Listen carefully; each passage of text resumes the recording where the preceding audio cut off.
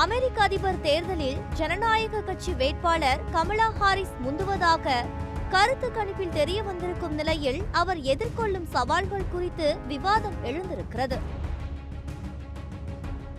கோணம் 1.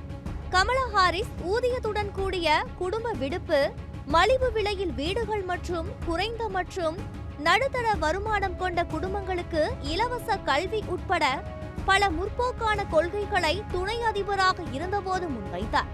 ஆனால் அவர் அதனை பெரிதாக செயல்படுத்தியதாக தெரியவில்லை.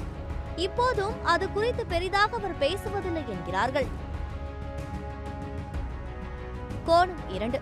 கமலா ஹாரிஸ் இந்த தேர்தலில் முதல் முறையாக வீடு வாங்குபவர்களுக்கு அடமான உதவி, பச்சிளம் குழந்தைகளின் பெற்றோருக்கு வரி சுமையை குறைப்பது மற்றும் பணவீக்கத்தை எதிர்த்து போராடும் முயற்சியில் மளிகை பொருட்களின் விலையை கட்டுக்குள் வைத்திருப்பது ஆகிய பிரச்சினைகளை முன்வைக்கிறார்.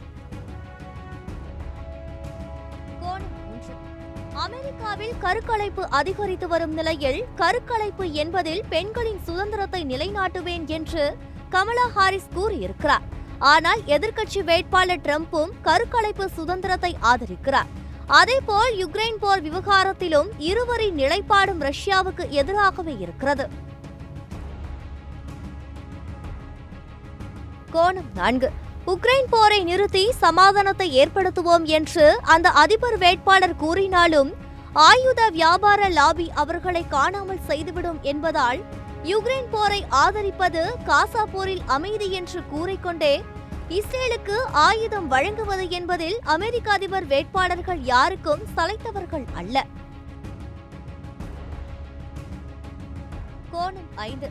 கார்ப்பரேட்டுகளுக்கு கூடுதல் வரி, $40,000 வரை சம்பாதிக்கும் அமெரிக்கர்களுக்கு வரி சுமையை கூட்டக்கூடாது என்றெல்லாம் கமலா ஹாரிஸ் தேர்தல் பிரச்சாரத்தில் கூறினாலும் பதவிக்கு வந்தவுடன் நிலைமை வேறு விதமாக மாறும் என்கிறார்கள்.